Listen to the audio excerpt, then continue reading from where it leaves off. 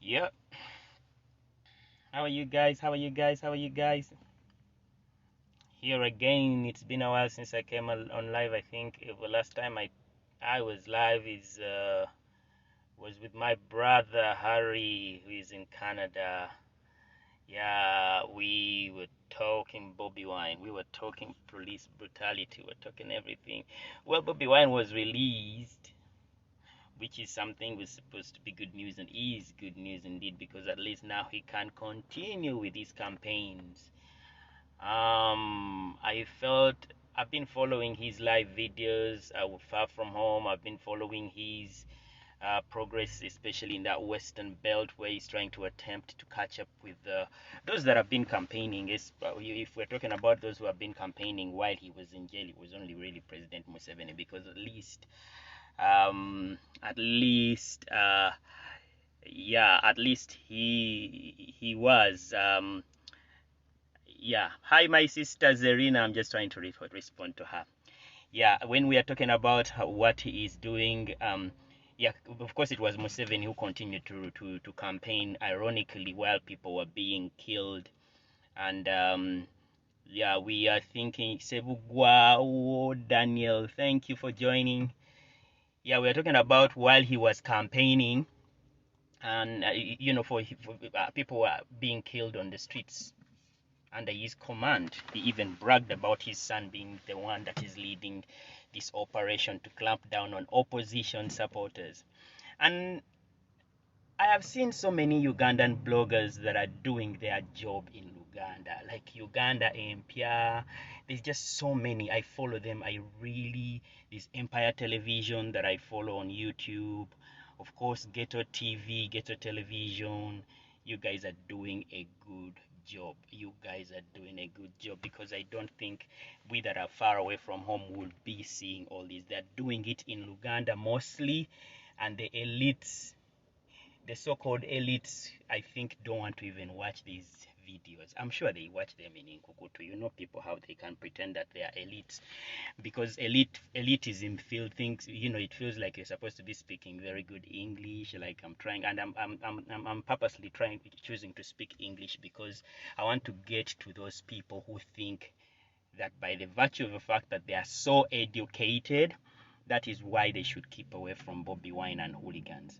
I have a question. The reason why I've come live, I have a question for those people who are saying that Bobby Wine, those hooligans of NUP should be killed because they are trying to attack the police. Well, who is attacking the police in Western Uganda? Yesterday, people were killed just because the presidential candidate was in the area to campaign. People were shot down. Uganda MPR is I got that news from the Uganda MPR. He actually claimed that 3 people were shot down.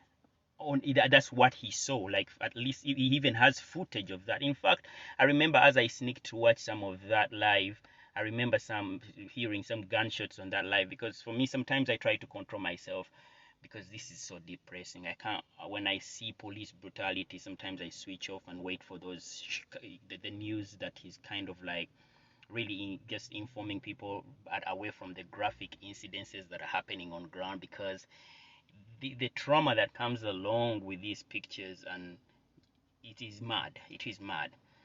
This guy, each time he campaigns, he kills people. Museveni, you kill people each time you're trying to vie for presidency.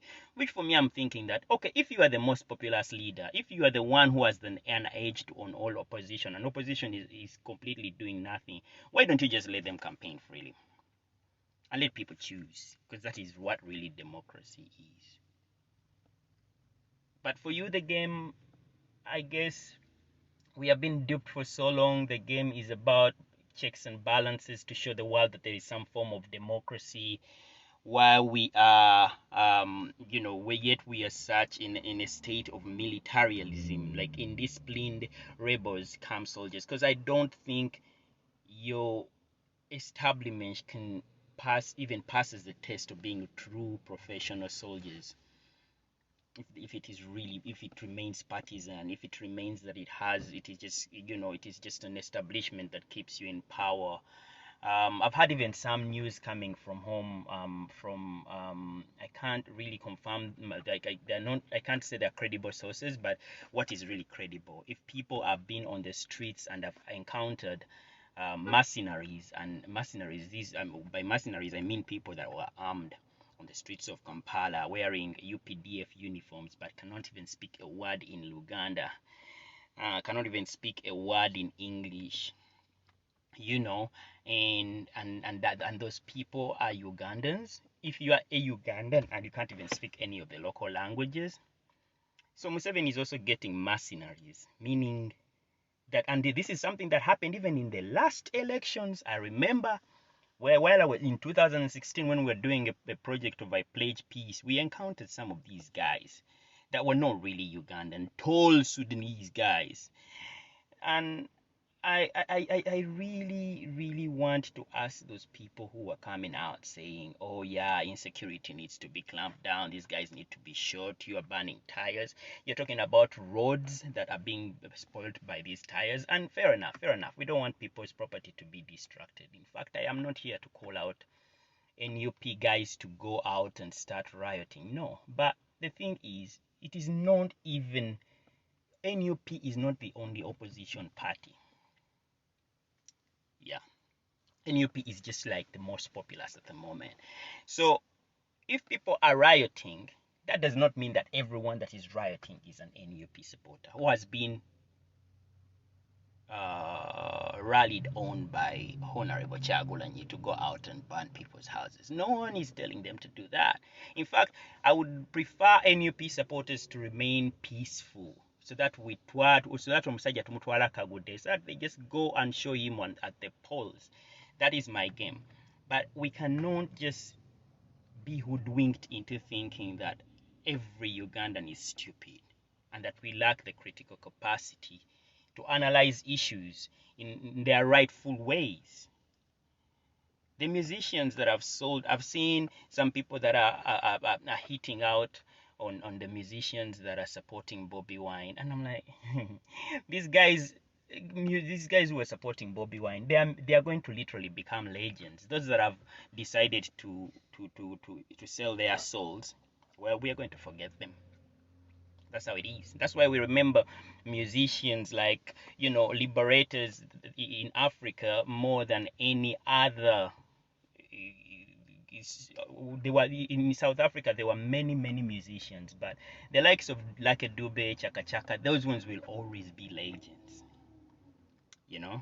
Those will always be legends, and it will always be the case. So if you at one point sang a song about Vizemo, and then you crossed amidst those same things that you said Vizemo,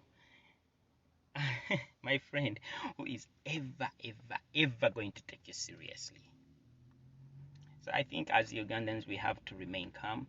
I really hope that there are no more killings, but it is an inevitable occurrence, because this man, once a rebel, always a rebel.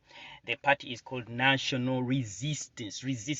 Quote that word, resistance means that we are going to use this, we are going to resist you from accessing your services, accessing hospitals, accessing schools, accessing right to property, accessing these same roads we are building, because we are not building them for you. You will be too poor to even afford the kind of cars that can use these roads. Accessing personal wealth, accessing accessing education. That is what resistance means. And in my next live I'll break it down, because I think people need to understand these things. Even if you support movement, they will take your land. Even if you dress yellow and you replace your red blood with yellow blood, they will still take your land. Look at Abiriga was like a case study. He was killed with impunity. Where is the report? And you think because you are going to be safe just because you're closer to a dictator? I've got news for you. Kyagulanyi is here to wake us up. If He doesn't even need to win the elections. This is an awakening moment. If we don't wake up as Ugandans, we are in for a terrible. Some of us had to leave the country simply because it was our lives were meant much more than being in such a mess that we are encountered. But that does not mean we don't care. That does not mean I don't care. I feel more useful to Uganda away from it. My family is safer is safe in Uganda away from it because I wouldn't keep quiet during these times, especially when it's Kyagulanyi on the ballot. Yeah, I will come back. Bye bye, guys. Yeah, Zerina, you said we have to remain consistent. Yeah, it's very important, Zarina. Big up, Zarina. I wish I had more time, but on the weekends I should be doing longer lives than these. I'm just trying to get into this space because I mean everyone has to do something. This is a battle for all of us.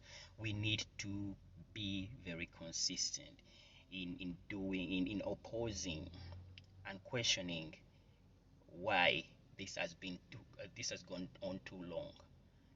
Otherwise, yeah, Zarina, big up. Um, yeah, so musicians have always Ugandans, not just musicians. I mean, look at the likes of uh, look look at the yeah. It's musicians are and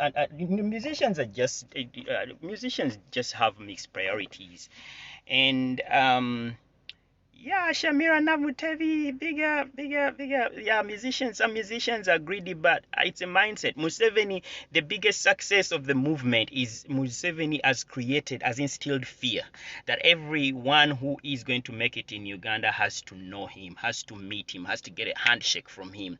And he has also created a beggar mentality.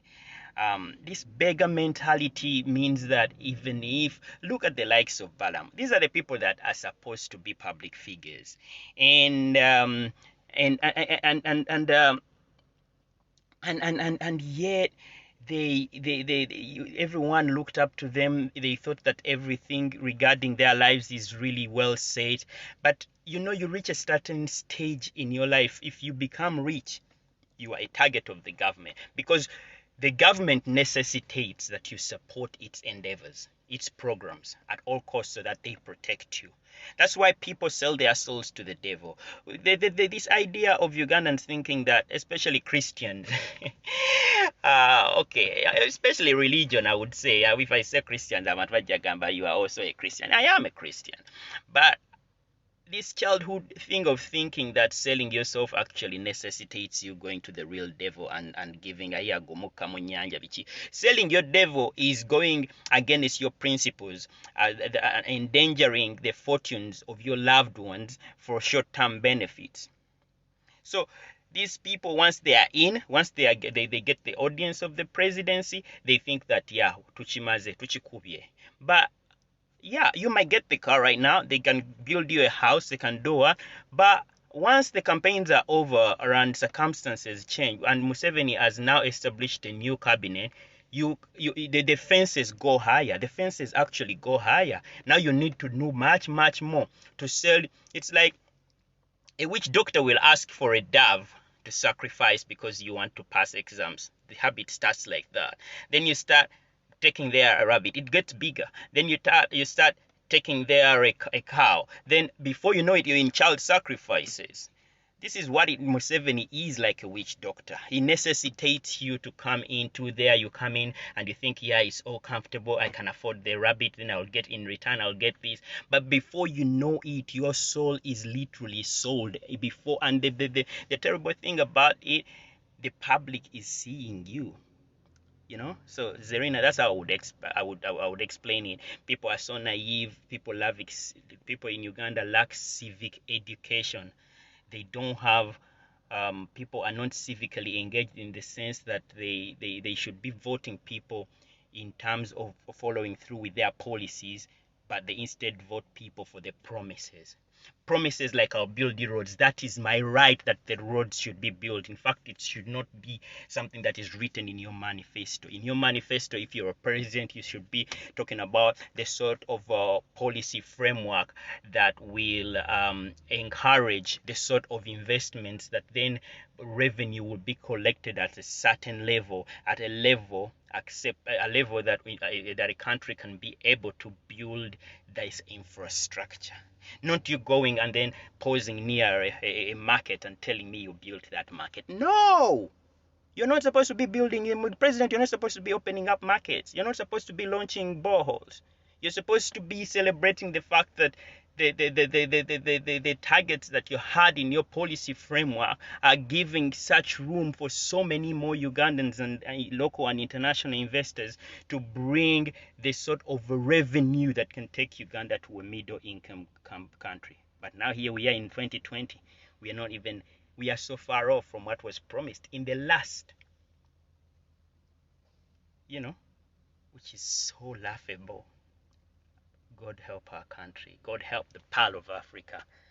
I'm out. Thanks, Zarina. Thanks, Shamira Namutevi. I am going to do this more often.